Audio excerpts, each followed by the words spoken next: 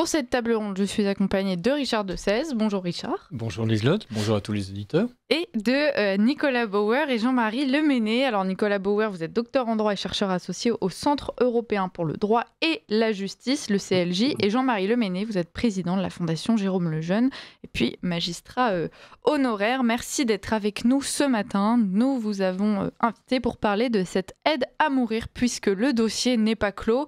On en débattait, on en discutait extrêmement souvent la saison dernière et ça continue puisque l'ONU s'inquiète des dérives de la France. Nicolas Bauer, on va commencer par vous puisque vous avez écrit à l'ONU justement sur cette fameuse aide à mourir qui est d'ailleurs appelée ainsi de façon assez cynique. Il est toujours bon de le rappeler. Oui, bonjour Liselotte Dutreuil. Alors, on a envoyé une pétition à l'ONU en avril, signée par 17 000 Français, avec différentes inquiétudes sur l'impact de cette proposition de loi sur l'aide à mourir sur les personnes handicapées. Et ce comité de l'ONU, qui s'appelle le Comité des droits des personnes handicapées, qui est reconnu, dont l'autorité est reconnue par la France, s'est saisi du dossier et a envoyé une lettre au gouvernement français le 23 juin, avec 5 questions, 5 demandes de précision sur l'aide à mourir. Le gouvernement y a répondu la semaine dernière et ce comité maintenant examine la réponse du gouvernement et devrait fournir un rapport puis enclencher une procédure. Alors il y a eu la réponse du gouvernement et il y a eu aussi des contributions de 25 acteurs, des associations de défense des droits des personnes handicapées, notamment des associations de soignants. La Fondation Lejeune aussi a contribué, nous avons contribué. Donc le comité aura tous ces éléments pour voir comment, si vraiment cette proposition de loi sur l'aide à mourir peut être compatible avec la protection des personnes handicapées. Alors, c'est la ministre chargée de l'autonomie et du handicap, Charlotte Parmentier-Lecocq, qui a répondu à ce comité de l'ONU et en expliquant que le droit à l'aide à mourir doit être accessible à toute personne en situation de handicap. Et elle avait justifié sa position en expliquant que la Convention des droits des personnes en situation de handicap des Nations Unies réclamait, assurait ce droit à l'euthanasie. Et en fait, c'est un mensonge. Oui, alors elle garantit surtout le droit à la vie et le droit à la vie de ces personnes à égalité avec les autres. Et c'est la première question de ce comité de l'ONU au gouvernement français. La première question porte sur les critères d'éligibilité à l'euthanasie. Et ce comité dit ces critères se recoupent beaucoup avec la définition du handicap. Et donc, c'est un ciblage des personnes handicapées. Donc, à cette question, le gouvernement répond effectivement à côté de la plaque. Il dit on n'a pas voulu explicitement exclure les personnes handicapées de l'aide à mourir. Mais pour autant, il n'y a pas l'égalité dont le gouvernement parle, puisqu'il y a ceux qui rentrent dans les critères et donc qui doivent en quelque sorte prouver leur dignité. Leur dignité ne va plus de soi. Ils peuvent avoir accès à l'aide à mourir. Ils peuvent demander à se suicider, en fait.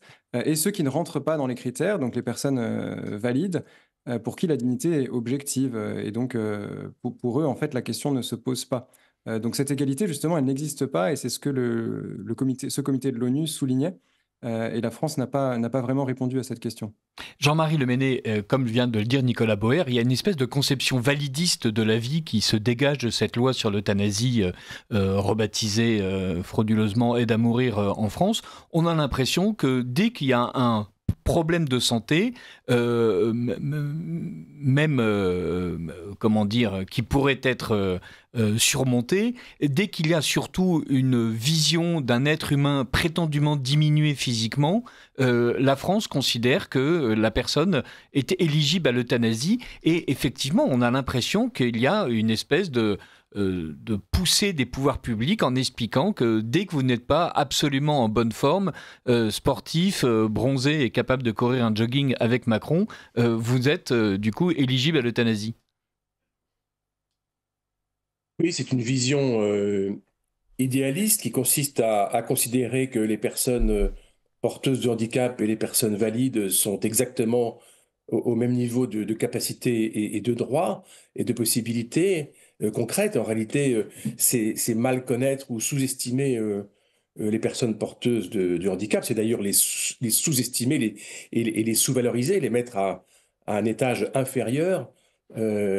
Et c'est en particulier s'agissant des personnes porteuses de handicap intellectuel extrêmement grave, parce que cette vision validiste consiste à considérer que le consentement des personnes porteuses de handicap intellectuel ne pose pas de problème.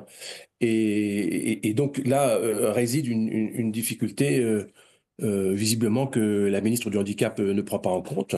Et puis, deuxième chose, à partir du moment où on considère que le handicap est forcément et nécessairement attaché à une qualité de vie inférieure, ce qui est la position aussi validiste, ça conduit à considérer que les personnes porteuses de handicap sont systématiquement ou seront systématiquement éligibles à une fin de vie administrée par l'État. Donc il y a un danger réel que la ministre, dans sa réponse à l'ONU, à laquelle la ministre ne répond pas, quoi. La ministre ne répond pas, Nicolas Boer. Et il y avait une autre chose dans ce comité des droits des personnes handicapées, c'est que le comité demandait que le gouvernement français s'abstienne d'affirmer que le comité soutient la législation de l'euthanasie française, alors que dans la manière dont le gouvernement français fait la promotion de son aide à mourir, l'une des lois phares sociétales de Macron et de sa clique, c'est quand même mis en avant. Le gouvernement français prétend que l'ONU est d'accord en fait avec la législation qu'il veut mettre en place. Oui, alors cette convention relative aux droits des personnes handicapées, c'est un traité international. Donc, il a une autorité supérieure à celle des lois, d'après notre Constitution. Et la ministre de la Santé, Catherine Vautrin, à l'Assemblée, l'a plusieurs fois cité, justement pour rappeler l'autorité de ce traité, et a dit cette convention sur les droits des personnes handicapées implique de faire passer tel ou tel amendement ou d'autoriser telle ou telle pratique. Et donc le comité répond à ça en disant cessez d'invoquer cette convention, alors que dans cette convention, il est écrit que c'est donc ce comité qui est l'interprète de cette convention, qui est chargé à veiller à son application, et que ce comité n'est pas du tout favorable aux mesures que voulait soutenir le gouvernement. Et surtout, cette question d'invoquer l'égalité des droits des personnes handicapées avec les autres pour leur ouvrir l'accès à l'aide à mourir ne règle pas du tout tous les problèmes. Et il y en a certains qui sont soulevés par le comité, comme la question des personnes qui font l'objet d'une mesure de protection juridique, donc les personnes sous tutelle, par exemple. Pour celles-là, on dit oui, oui, elles ont accès à égalité avec les autres.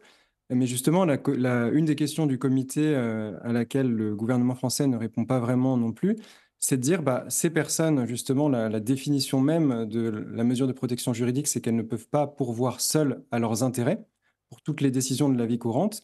Et donc, vous ne pouvez pas dire elles ont accès à l'euthanasie, et pour décider de leur euthanasie, là-dessus, elles seules prennent la décision, le tuteur est écarté, elles seules prennent la décision avec le médecin, sans même avoir l'obligation d'écrire cette décision, de formuler leur demande à l'écrit.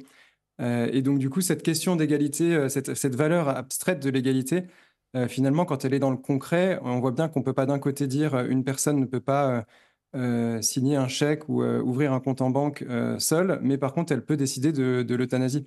En fait, ça montre bien qu'on veut faciliter l'euthanasie de ces personnes. Mais au-delà de la facilité, il y a même une forme d'incitation, puisque par défaut, on considère que ces personnes devraient avoir envie de mourir, ce qui est d'ailleurs assez choquant, puisque c'est presque une idée qu'on pourrait installer dans leur esprit. Elles pourraient finir par se dire, tiens, donc dans leur capacité intellectuelle, effectivement, puisque naturellement, c'est ce vers quoi je devrais me porter, c'est que ça doit être bénéfique. Jean-Marie Leméné, est-ce qu'il n'y a pas presque un abus de la faiblesse de ces personnes en supposant à leur place les choix qu'elles devraient faire?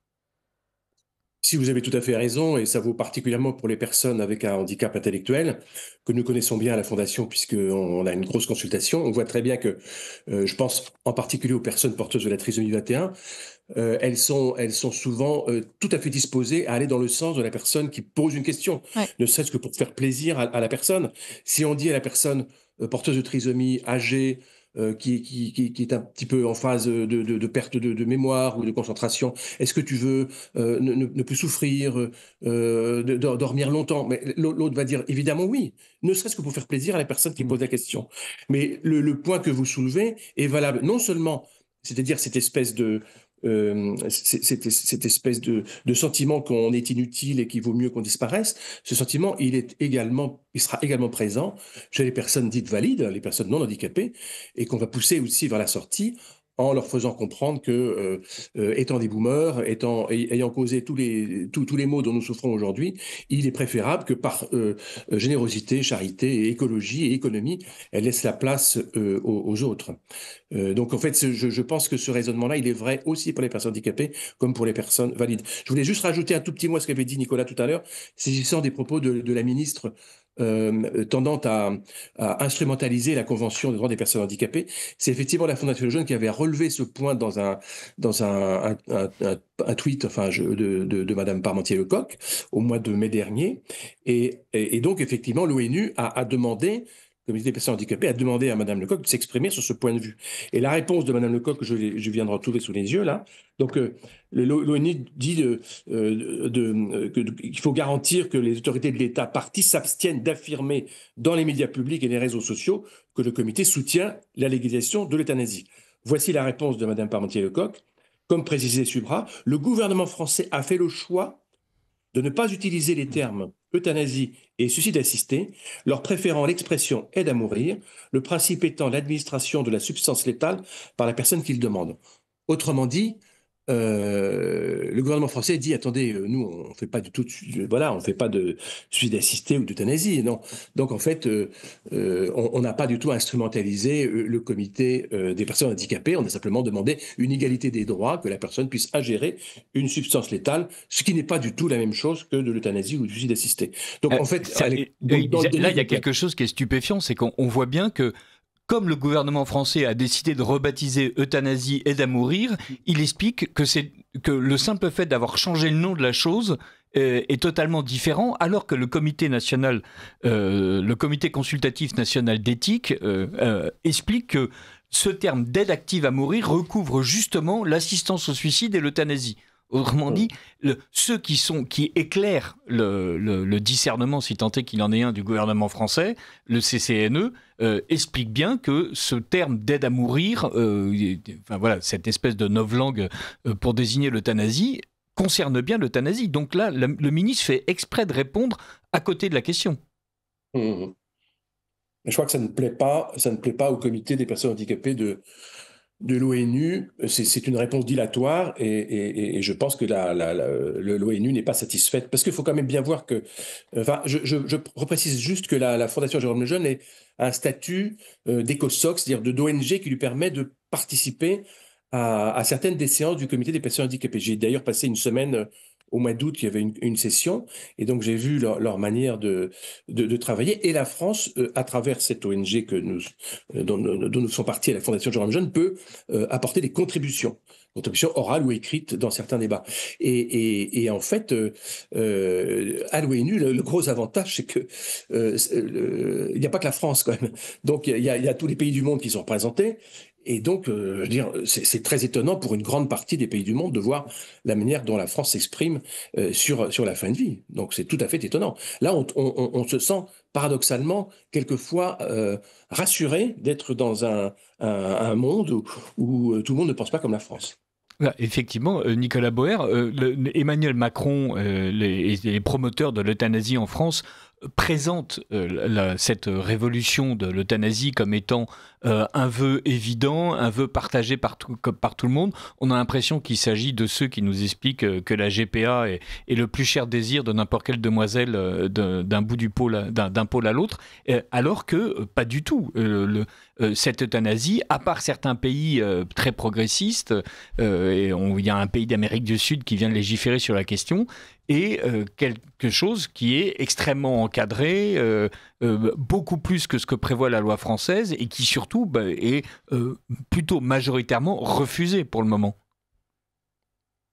Oui, alors déjà pour revenir à la question sémantique, mais qui est liée à votre question, le gouvernement justifie ce choix de ne pas utiliser euthanasie et suicide assisté un peu plus haut dans le document, et la justification est pareil absurde, puisqu'il dit on ne veut pas utiliser le mot euthanasie, puisque dans l'euthanasie, il y a vraiment l'idée d'un tiers qui intervient.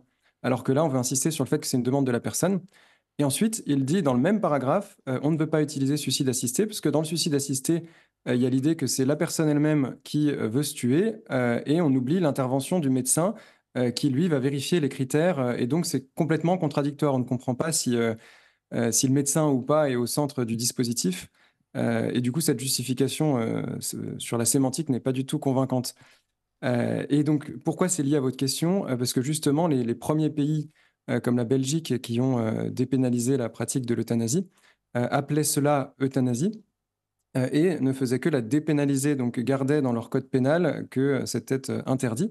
Et ensuite, il y avait une dérogation. Aujourd'hui, le choix qu'a fait le gouvernement, c'est un choix qui est très minoritaire dans le monde, qui jusqu'à il y a 3-4 ans ne concernait quasiment aucun pays. Aujourd'hui, il y en a 7. C'est de consacrer un droit fondamental à l'aide à mourir. Et à partir du moment où on considère que c'est un droit fondamental, en fait, le principe devient l'exercice de ce droit, de cette liberté. Et ce qu'il faut justifier, c'est les limitations à cette liberté. Et donc, ça ouvre grand la voie à tous les recours auprès de juridictions en cas de refus d'accès. Donc, y compris quand si un jour la loi est votée, quelqu'un qui ne rentre pas dans les critères ou qui se voit refuser l'euthanasie va pouvoir faire des recours bien plus facilement si on lui dit que c'est un droit fondamental qu'il a exercé, puisque ce n'est plus c'est au gouvernement à qui il reviendra la responsabilité de justifier qu'en fait on n'a pas donné accès à ce droit fondamental pour certaines personnes. Donc on inverse complètement la logique en fait du bien et du mal, parce que derrière l'idée de droit fondamental, de droit de l'homme, quand on consacre un droit, c'est pour dire que c'est pour un bien. Donc on exerce un droit pour faire le bien. C'est quand même la logique basique en fait qui est héritée du droit naturel. Jean-Marie Leméné, quand vous pointez du doigt ce que dit Parmentier-Lecocq, donc en répondant vraiment à côté de la question, est-ce que quelqu'un pourrait considérer en France, au gouvernement, qu'il s'agit de désinformation? Et pourquoi est-ce que je parle de ce terme-là? C'est parce que dans la loi telle qu'elle est prévue et qui a commencé sa navette parlementaire, alors espérons qu'il va y avoir une dissolution, un chambardement gouvernemental ou je ne sais quoi qui empêchera que la loi continue son petit trajet, il est prévu 30 000 € d'amende pour punir l'entrave à l'aide à mourir, quels que soient les moyens par lesquels elle s'exerce, y compris par la désinformation en ligne. Est-ce que le fait d'expliquer que Parmentier-Lecocq dit n'importe quoi et répond à côté de la question peut être assimilé à la désinformation par le gouvernement, en considérant qu'on n'a pas le droit de remettre en cause la manière dont il définit les choses?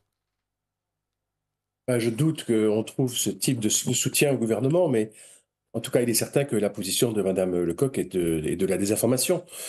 Le délit d'entrave est quand même le point d'orgue aussi de cette loi qui, étant présentée comme une loi de liberté, en réalité c'est une loi libertaire, est en réalité extrêmement autoritaire, puisqu'il y a ce délit d'entrave, copié-collé du délit d'entrave sur l'avortement, et puis il y a d'autre part ce qu'on appelle la clause de conscience, qui n'en est pas une en réalité, parce que l'empoisonnement auquel se refuse le bon médecin de famille qui ne veut pas tuer son patient, il sera forcément fait par un autre médecin auquel le médecin de famille doit réadresser son patient.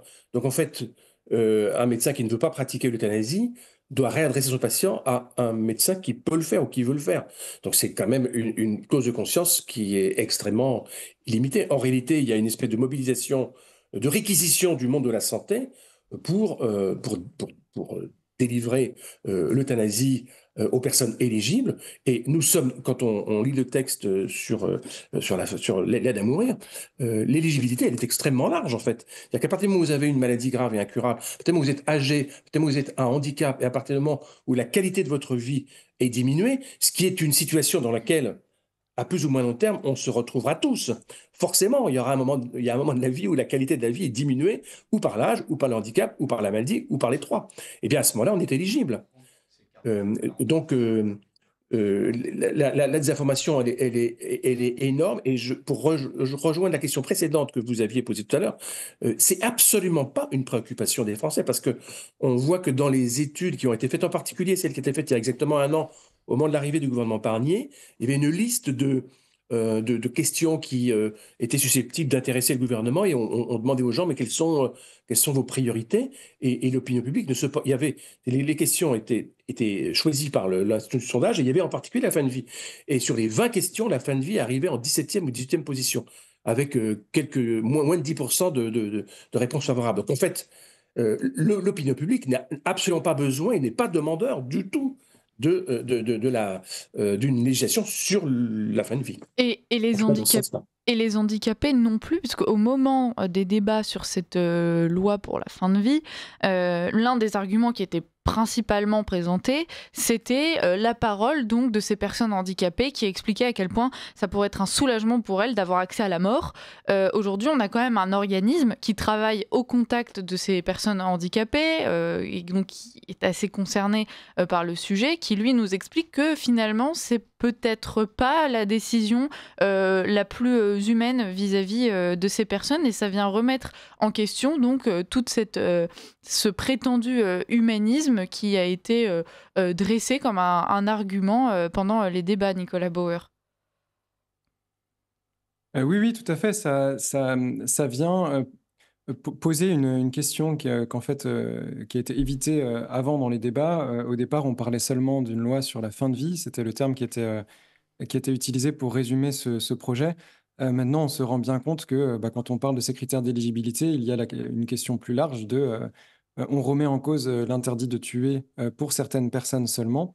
Et donc, ça cible ces personnes. Et ce qui était assez symptomatique de ça, une belle image de ça, c'était la manifestation d'un collectif qui s'est monté des éligibles à la fin du printemps, je crois.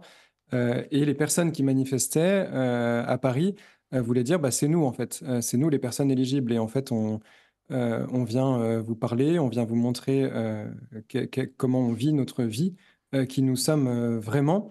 Et donc du coup, ça vient mettre dans le débat un élément nouveau en fait sur la protection des droits des personnes handicapées. Et je pense que ce sera au cœur des débats au Sénat, puisqu'il y a eu ce collectif donc, qui s'est monté, qui travaille et qui a prévu pas mal d'actions à la rentrée. Il y a cette procédure au Comité des droits des personnes handicapées de l'ONU.